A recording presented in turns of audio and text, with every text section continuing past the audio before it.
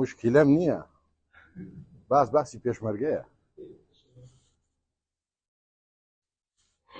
سڵاوتان لەبێ.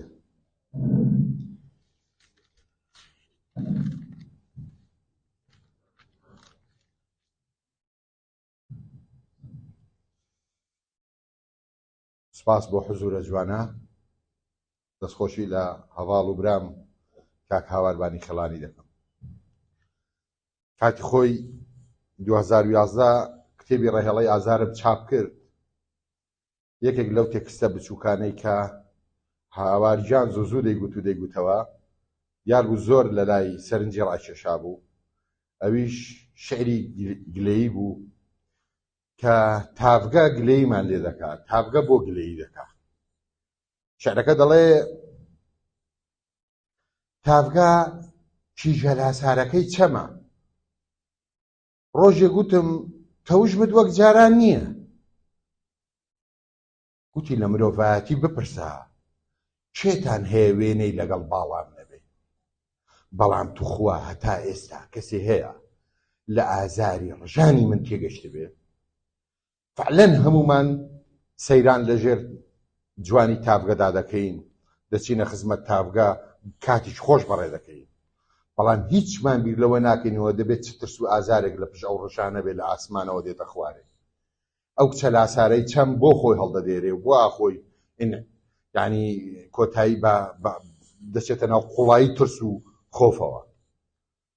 وەیە دیارە هاوار کە منی دەستنیشان کرد هەم شتێک لەسەر کتێبەکە بنووسم بۆ لەگەڵ کتێبەکە چاپ بکرێ، هەم ئەوەی کە لێرە حزورم هەبێ لە حزور ئێوە شتێک بڵێم. دلیلی ئەوەیە کە هاوار زۆر باش دەزانێ من باش لە ڕژانی هاوار تێگەشتووە.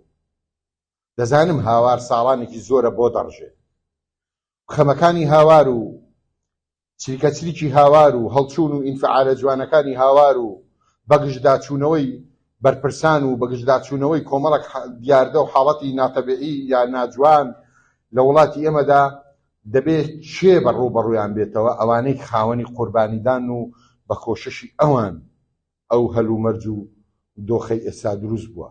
ئەرچی ئەوانە پێشە هەموو کەس.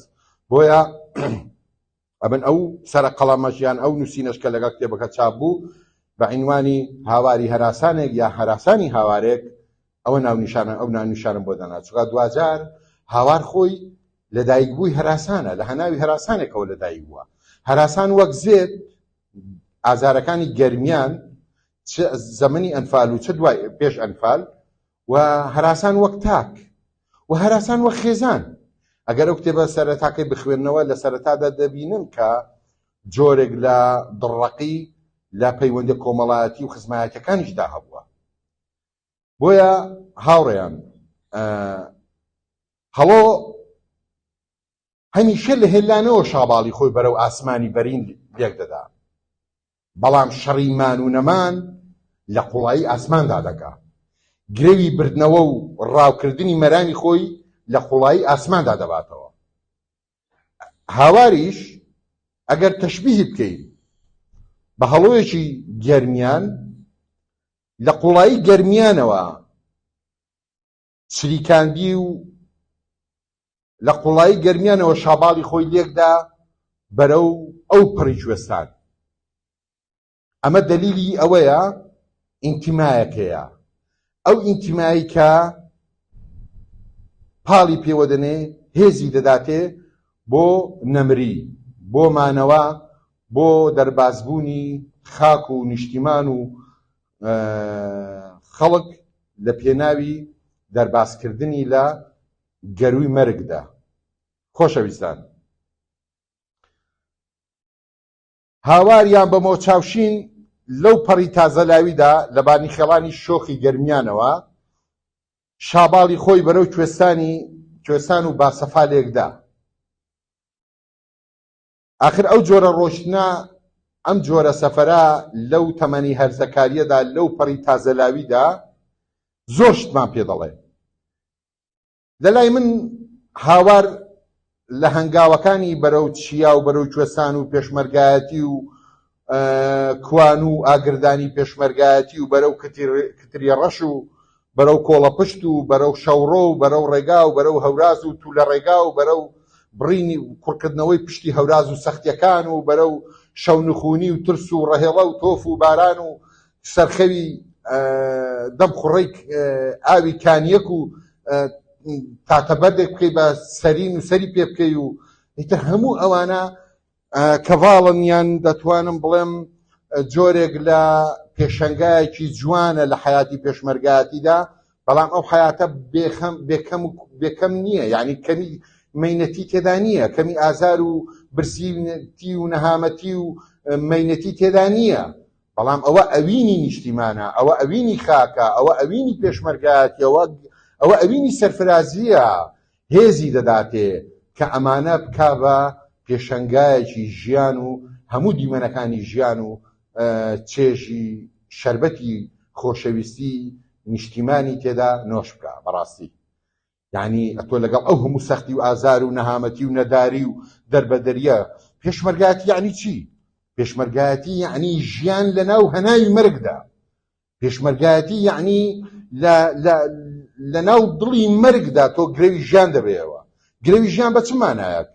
بە مانای نەمری، نەک بە مانای ئەوەی لە ڕووی فیزیکەکە ئەمە دەمێنین یا نامێنین. ئەو مانێک لە ڕوانگە فیزیکەکە لە لای من تعبیر ناکا لەمان.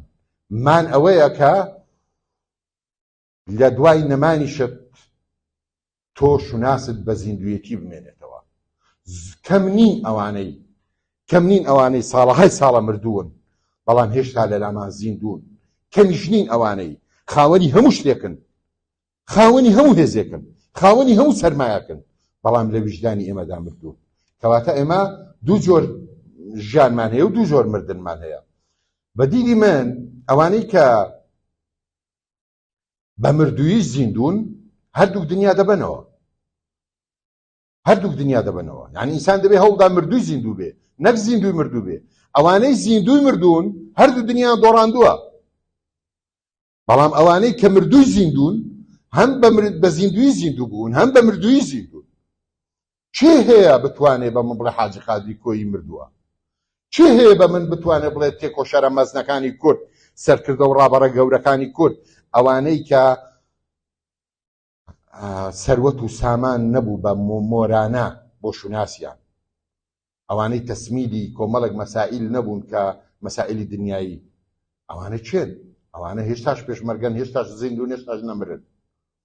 بۆیە بە مانای مردن و ژیان بە مانا فیزیکەکە ئەمە هەمومان لێرەین بە گۆڕانێکی فیزیکی دەڕۆین، لە گۆڕیشدا تووشی معادلەیەکی کیمیایی دەبین.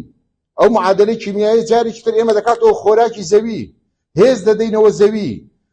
تۆ سەیرکەن هەمیشە گۆڕستانەکان دارەکانیان زووتر بڵند دەبێت لە شوێنەکانی تر، جیا و گژ و جیاکانیان زووتر بڵند دەبێت لە شوێنەکانی تر. بۆ خۆراکی زۆرە. خۆراکە چێیە؟ ئەو ئینسانەیە کە لەوێدا نێژراوە. بۆیە ئینسان هەوڵ بدا مادام مردن هەیە، هەوڵ بدا گرە و لە مردن بباتەوە. بەچی؟ بەوەی فێر نەبی ئێرەت بۆ ئێرە نویکەی.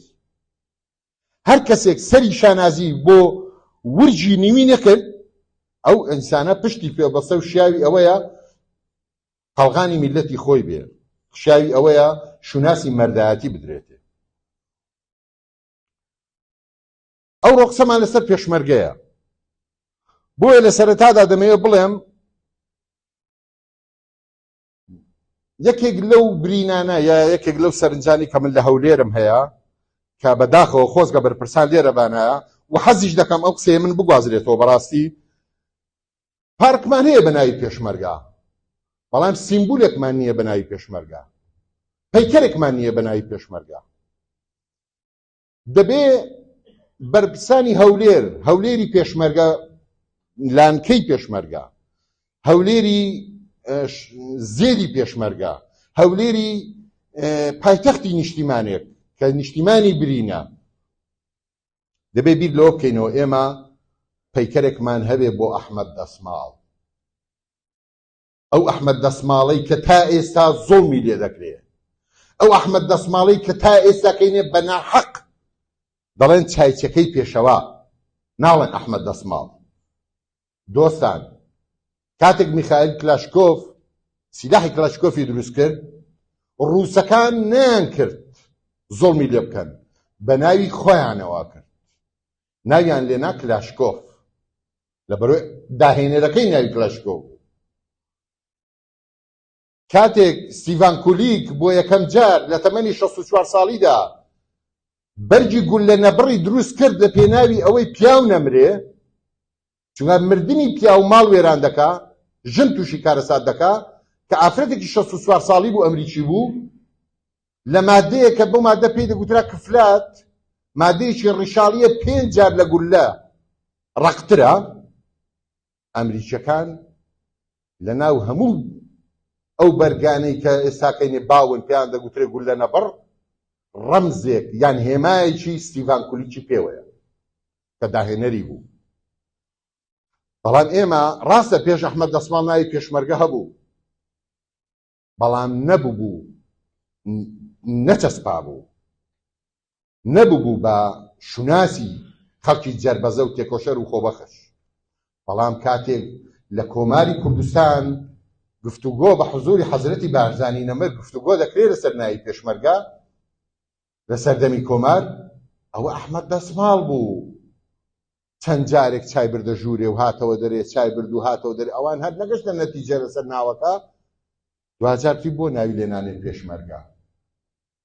قسەکەی ئەحمەد دەسماڵی وەرگیرا، وشەکان لێکدایەوە، پێکیان گرت، لێکیاندایەوە، فعلەن ناوێکی شایستەیە، پێشمەرگە چەسپا. پێشەوا دوو چایچی هەبوو، چایچێک لە کۆمار لە بارەگای کۆماردا بوو بە ناوی ئەسەدی، چایچێکمان هەبوو لە ماڵی پێشەوا بوو بە ناوی ئەحمەد دەسماڵ. ئەمە شەرەفی ئەو پێبراوە لە یەکێک لە تێکستەکانم کە باسی حەزرەتی مەولاناش دەکەم، ئاماژەم بە ئەحمەد دەسماڵ کردووە. ئەحمەد دەسماڵ بوو چایچەکەی ماڵی پێشەوا کە ناوی پێشمەرگەی داهێنا، بەداخەوە دەبوو لە هەولێر پەیکەرێک بۆ ئەحمەد دەسماڵ هەبێ وەکو داهێنەری ئەو ناوە پیرۆزە. دووبارە دێمەوە سەر ئەسڵی مەبەستەکەم کە کاک هاواربانی خێڵانیە. خۆشەویستان، حەزرەتی جەزیری دەفەرمێ منەت ji خودایê ku bi ebdê xwe melayê اخسیری غەمی عشقم نە دینار و نە درەم دا. مام هەژاری نەمەر شەرحی بۆ کردەوە و دەفەرمێ حەزرەتی جەزیری دەوێت پێمان بڵێ من بۆیە خۆم بە منەتباری خودای گەورە دەزانم. یعنی مەلای جەزیری بەو هەموو خواناسی خۆیەوە، بەو هەموو عارفیەی خۆیەوە مەرجی هەیە بۆ خۆشەویستی خوا. بۆیە دەڵێ منەت ji خودایê ku bi ebdê xwe melayê اخسیری غەمی عشقم نە دینار و نە درەمدا. دەفەرمێ من بۆیە خۆم بە منەتباری خودای گەورە دەزانم، عشق و ئەوینی بۆ ژیان و جوانی داومێ، نەک بۆ دینار و درەم. پێشمەرگەش عشق و ئەوینی بۆ ئازادی و سربەخۆیی و فیداکاری و ئاسوودەیی و ئارامبوونەوەی ژیان و خەڵکە، نەک بۆ دینار و درەم. ئەوانەی دوێ پێشمەرگایەتی دوێنیان گۆڕیەوە بە سەروەت و سامانی ئەوڕۆ، سەودا و معامەلەیان کرد، حەقی خۆیان وەرگرتەوە بە زیادەوە. ئەوڕۆ تێکۆشەر نین لە لای من، ئەوڕۆ لە لای من تێکۆشەر نین. ئەوانە لە لای من تێکۆشەرن. هێشتا بڕوایان بەوەیە بە ڕوحێکی پێشمەرگانە بژین. هاوار یەکێکە لەو پێشمەرگانەی کە من دەزانم ئەو خوشکەی من چ مەینەتێکی بینیوە، من دەزانم هاوار چ ژان و برسێتێکی بینیوە، من دەزانم ماڵ و منداڵی هاوار چەند بێمراز و بێناز بوون. قوربانیدانەکە هەموو لە پێناوی نیشتیمان بووە، لە پێناوی پێشمەرگایەتی بووە. ئەگەر هاوار پێشمەرگە نەبا ڕەنگەشتێک کە بەوە.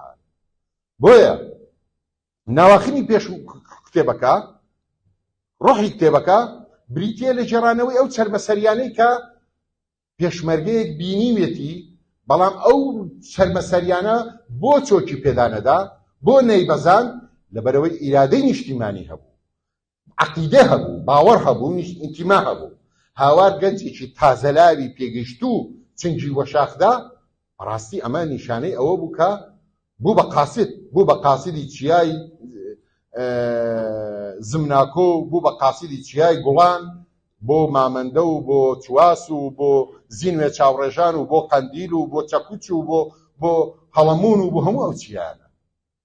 قاسیدێکی گەرمیانی بوو بۆ چیاکانی کوردستان بۆ ڕۆحی کوردستان جا بۆیە ئەوەی ماوە لێرەدا ئەمن بمەوێ زۆر بە کورتی چیتر کاتان ناگرم دەزانم ڕامیارجانیش ناوە خێسێکم لێ دەکا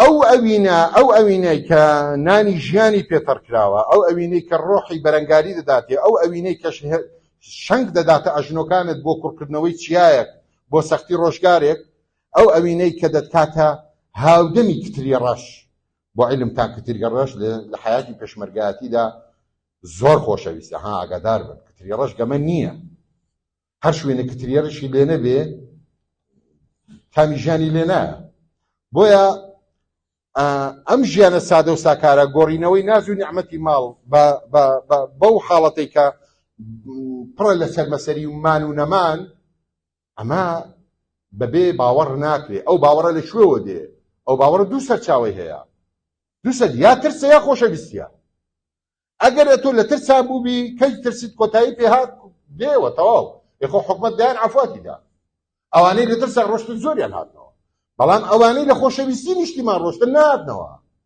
ئەوانەی لە خۆشەویستی نیشتیمان ڕۆشتن پیان وابوو هێشتا نیشتیمان داگیر کراوە بۆیە ئەم ڕوحیەتی خۆشەویستیە دەبێ ئەمە بزانین چێن ئەوانەی بۆ خاتری نیشتیمان ژیانی پێشمەرگایەتیان هەڵبژار و چێن ئەوانەی دوای ڕاپەڕین ڕۆحی پێشمەرگایەتی و شوناسی پێشمەرگایەتیان لەبیر کرد یا لەبیر چەوە ئەوانە دۆڕاون خراپ دۆڕاون زۆر خراپ دۆڕاون بەڵام ئەوانەی هێشتا بە ئینتیمای پێشمەرگایەتیەوە دەژین هێشتاش پێشمەرگەن ئەمانە بشمرن هەربراون کۆتاییشیان پێبێ هەربراون ماوە بڵێم مامۆستا عەزیز گەردی لە داغستانی مندا دەفەرموێ باشترین شوێن بۆ پیاو ماڵی خۆیەتی بۆ ئاگر ئاگردانە بۆ خەنجەریش کالانە بەڵام کە ئاگر کەوتە سەر کەپکە شاخان ئەو پیاوەی لە ماڵێ دانیشێ پیاو نییە ئەو خەنجەری لە کالاندا بێ خەنجەر نییە هاوار خەنجەریش بوو پیاویش بوو بۆیە کە ئاگر کەوتە سەر کەپە شاخان هەر کە لاکی بە تەواوی زەوی نەگرت بوو بە پێشمەرگە و ژیانی پێشمەرگایەتی هەڵبژارد توانی ئەو شانازیەی پێ ببڕێ کە ئەمە لێرە بە شانازیەوە لە دەورەی کۆبینەوە ئەوەی من دەیڵێم بۆ هاوار نییە بەتەنیا ئەوەی من دەیڵێم بۆ هەموو هاوارەکانە و ئەوەی بە دۆڕاویشیان دەزانم بۆ هەموو دۆڕاوەکانە ئەوەی بە براوەشی دەزانم بۆ هەموو براوەکانە دوجار نیشتیمان ئاوادان بێ کاک هاوار و ئەمسالانی کاک هاوار هەمیشە لە براودا بن سەری شانازیان هەر بەرز بێ سوپاس بۆ ئێوە سوپاس بۆ سەنتەری ئاڵاش لەوە زیاتر کاتتان ناگرم ڕێز و حورمەت